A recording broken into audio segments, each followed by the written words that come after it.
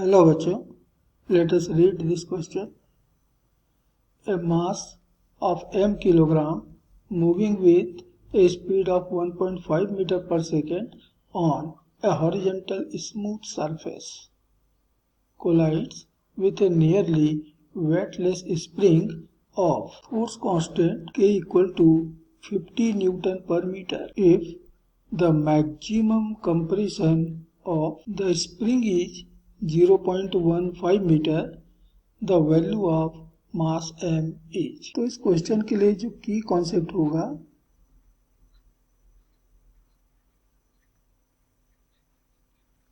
वह है law of conservation of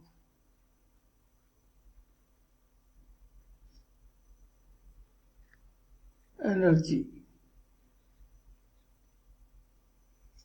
तो हमारा मास m v वेलोसिटी के साथ में इस स्प्रिंग से कोलाइड करता है और इस कोलिजन के कारण मान लीजिए कि यह x लेंथ से कंप्रेस हो जाता है। तो मास की सारी काइनेटिक एनर्जी स्प्रिंग के पोटेंशियल एनर्जी के रूप में ट्रांसफॉर्म हो जाता है, चेंज हो जाता है। Law of conservation of energy कहता है कि एक पूरी एनर्जी दूसरे में यदि कन्वर्ट हो रही है तो there is no loss in energy और initial energy of the system is just equal to the final energy of the system. तो initial energy of the system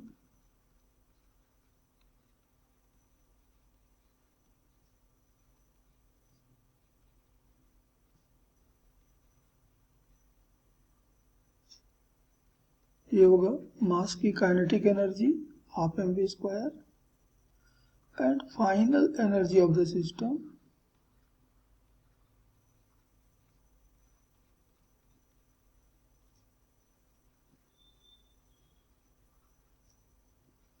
ये हो जाएगा स्प्रिंग की potential energy half k x square. अब यहाँ जो surface है वो स्मूथ है यानी फ्रिक्शन नहीं है और इसलिए एनर्जी में कोई लॉस नहीं होगी और ये एनर्जी में कोई लॉस नहीं होगी तो ये दोनों एनर्जी आपस में इक्वल होंगे। So from law of conservation of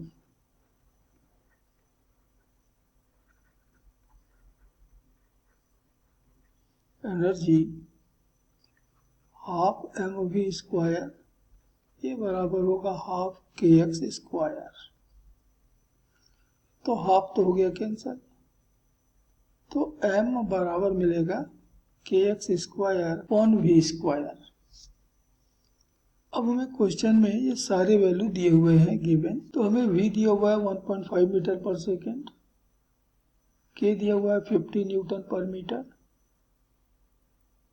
और x दिया हुआ है 0.15 metre. k is equal to 50 newton पर मीटर,